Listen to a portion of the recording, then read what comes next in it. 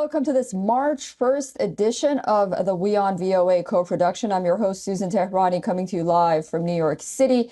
We begin with the latest on the U.S. presidential race, where election authorities say they're confident that they can fend off any security threats to the November presidential vote. In Alexandria, Virginia, VOA's Veronica Balderas Iglesias sat in on a training for election officers, one of the several measures to ensure a free, fair, and transparent vote. Take a listen. Last month, top U.S. officials told Congress the U.S. presidential election will be fair and secure thanks to tightening safeguards and increasing cooperation between federal, state, and local authorities. From cyber threats, from physical threats, from operational risks, and from foreign malign influence. One thing to note that it's the diversity and decentralization of our election infrastructure, because it's managed by state by 8,800 separate jurisdictions around the country. That heterogeneity gives it resilience. In the city of Alexandria, Virginia, for example, ballot scanners are not connected to the internet, thus making the process more secure against hacking attempts. Additionally, we test the scanners prior to every election through a very intense logic and accuracy test to ensure that they are programmed properly. To ensure a transparent process, the city is training up to 500 election officers for the primaries and November election. They are learning about what the voting requirements are, as well as how to operate the ballot scanners and certify the results of the precinct. How many people have checked in? How many ballots have gone through the machine? And it's happening all day long, and different people are doing it. We rotate positions. So there's no way that you're going to have an entire team of people coordinated in order to do anything shady at all. Given the polarized political environment and potential threats, election officer Mark Dyer and others are also learning de-escalation techniques. Maybe once in a blue moon, there'll be someone who is belligerent or, is having a bad day, a voter. Yeah. But most of the time, it's been a pleasant experience. Analysts interviewed by VOA also expect that overall, the upcoming presidential election will run smoothly. There are many, many eyes on our election system, and adversaries don't really like that. They look for soft targets, things that people aren't really looking at.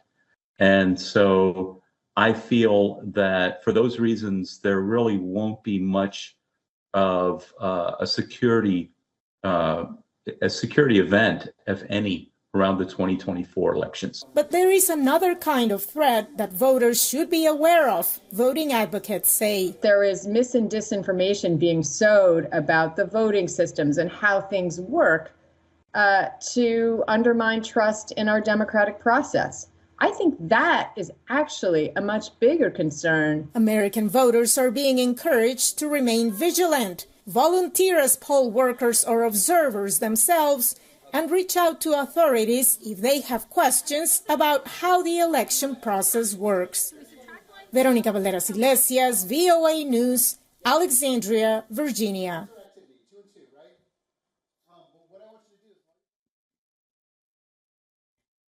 Joining us now live is VOA's Jessica Stone. She's joining us from the White House. Jessica, good to see you. This Tuesday, 16 states will hold primary elections. The day known as Super Tuesday awards the largest number of delegates in a single day. So what will the results tell us about the race?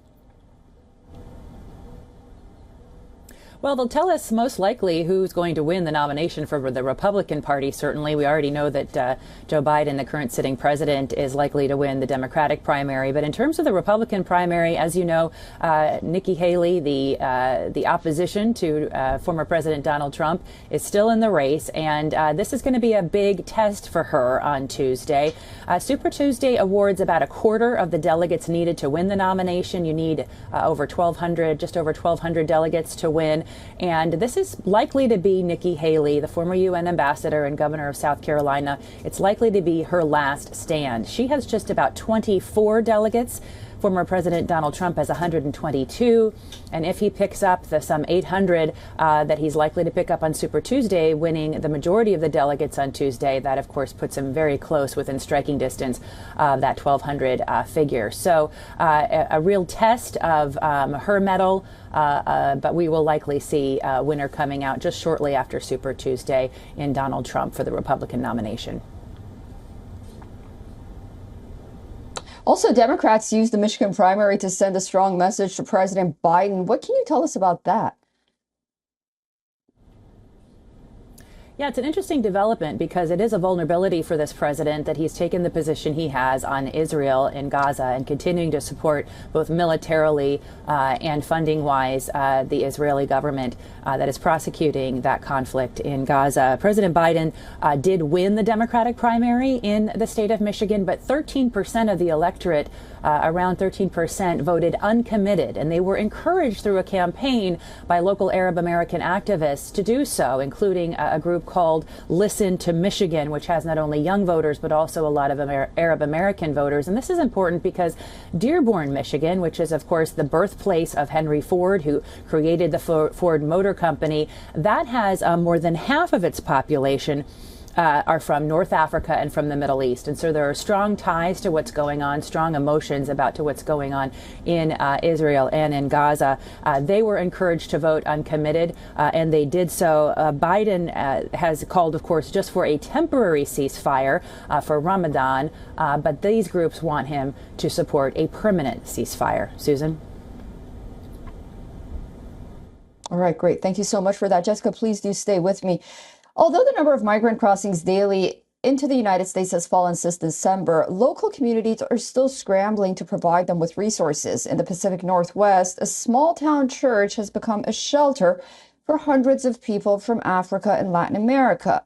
From Tukwila, Washington, VOA's Natasha Mozgovaya has our report.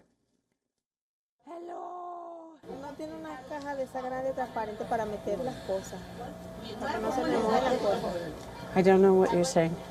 Jen Bolerjik is the pastor of Riverton Park United Methodist Church here in Tukwila, a suburb of Seattle. In the past year, the church has helped about 1,000 migrants find shelter, food, and clothing. Somehow this place has been listed across the country and at the border that this is the place to go. And yet I'm kind of embarrassed when they get here and we have to say, no, you got to sleep in a wet, soggy tent. Early on, the church's open door for the most vulnerable was met with local donations and support from the city. But Bolerjik says those limited resources are now being stretched by as many as 25 new asylum seekers per week. It's wall-to-wall mattresses at night with people sleeping, and all of their possessions are lining the edges of the room. It's not the best system, but it's the best we can do. Jeremiah Lefaux says he left Angola with his wife and children in December 2022. When I arrived here in the United States, I didn't have a place to go.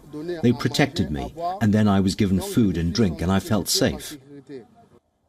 Unlike refugees who may receive assistance through resettlement programs, asylum seekers may find themselves homeless with no means to support themselves until their work permit application is approved. Bolerjik says that in the past year, only one person seeking shelter at her church has gotten their work permit. They don't have a proper ID because all they have are their asylum papers coming across the border. And so some shelters turn them away for that. There are still a lot of people sleeping out there on the street, of course, joining the other 14,000 that we have sleeping on our streets. When temperatures dropped below freezing here, donations and funding from local and state agencies moved hundreds of asylum seekers from tents to hotels. State Representative Mia Gregerson is working toward a more coordinated response with a bill that aims to empower the local Office of Refugee and Immigrant Assistance. Tukwila is a tiny little city. I think they're really rolling their sleeves up well and really making a go of that. But there is a lot of uncertainty. What are we going to do when the funds run out? The idea is that the office is able to be nimble and be able to utilize resources quickly to not only put them into the system to get them legal advice that's correct and factual and quick, to get them the education resources, the transportation needs, and housing vouchers. Governor Jay Inslee is asking lawmakers for more than $8 million in additional funding in his latest state budget to support people who do not qualify for federal refugee resettlement services. Meanwhile, the Biden administration pushing for measures to reduce the number of asylum seekers who can enter the U.S. Natasha Mozgovaya, VOA News, Tukwila, Washington. Okay, VOA's Jessica Stone is back with us now. Jessica, President Biden and former President Donald Trump both went to the Mexico-Texas border on Thursday, with immigration and border security, of course, being a major issue in U.S. politics. How did Thursday's visit play into the presidential race? Well, it's a key issue, as you mentioned, and we really had that split screen moment between President Biden and former President Trump in different parts of the state. Interesting to note that former President Trump chose to go to a real hot spot with immigration, where a majority of the migrant crossings are happening, with historic numbers. And President Biden chose to go to Brownsville, Texas, a much quieter part where they're not seeing as many crossings. But this was a battle of their ideas on immigration, with President Trump raising again the specter that he would re-implement, if elected, many of the policies that he had done prior, and increase building a border wall. Biden is really vulnerable on this issue as well because of how many people we're seeing. We're seeing historic numbers over the border. He's also under fire from fellow Democrats, primarily Democratic mayors across the country. New York City Mayor Eric Adams saying that we really need the White House to work harder to prevent these migrants from coming into the country, even those claiming asylum.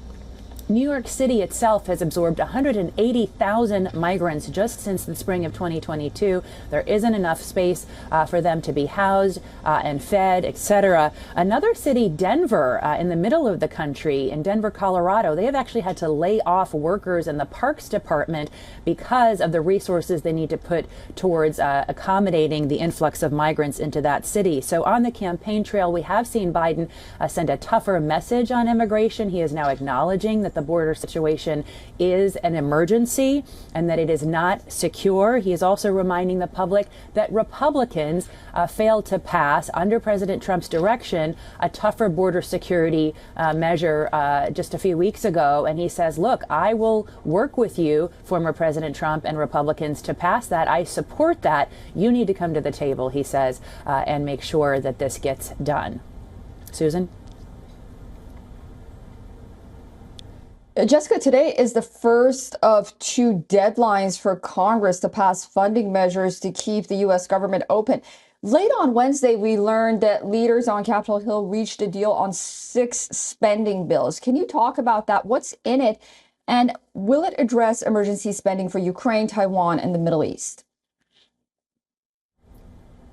Yeah, so that's probably the biggest question that people outside the United States are wondering is, will this current spending situation, the package of bills that's before Congress, have anything to do, any aid going to the international community? And the answer is no, it will not. What this bill does is it gives, and it was passed yesterday, it gives Congress more time to negotiate on a whole host of spending issues. There's a fundamental conflict between about a dozen House conservatives who want offsets for every amount of spending that goes into these bills. And what would have happened today had this not been passed and them giving themselves more time to negotiate is we would have had a partial government shutdown for critical departments like transportation. So that means the FAA, all of our airports would have been impacted. The Veterans Department, Housing and Urban Development, and the Department of Agriculture, all of those now expected to be funded when the president signs this temporary extension, and then the Congress expected to vote on the final package on Wednesday. But that's just the first tranche of spending. Then there's going to be another similar process, and where this is going to essentially drag out into March. We don't know where in that we will see some efforts to address these critical funding needs in Ukraine and Taiwan and in the Middle East, but that is still part of the conversation. But House Speaker Mike Johnson, who is very much beholden to those dozen conservatives, because that's the reason he is in the leadership right now, he has said time and time again, we are not going to address those foreign aid needs until we fund the U.S. government. That now looking like it's going to drag on through March into the Easter holiday and the Easter recess. Susan? Wow. Great. Thank you so much for all of those updates. VOA's Jessica Stone joining us from the White House. Jessica, have a great weekend. Thank you. You too.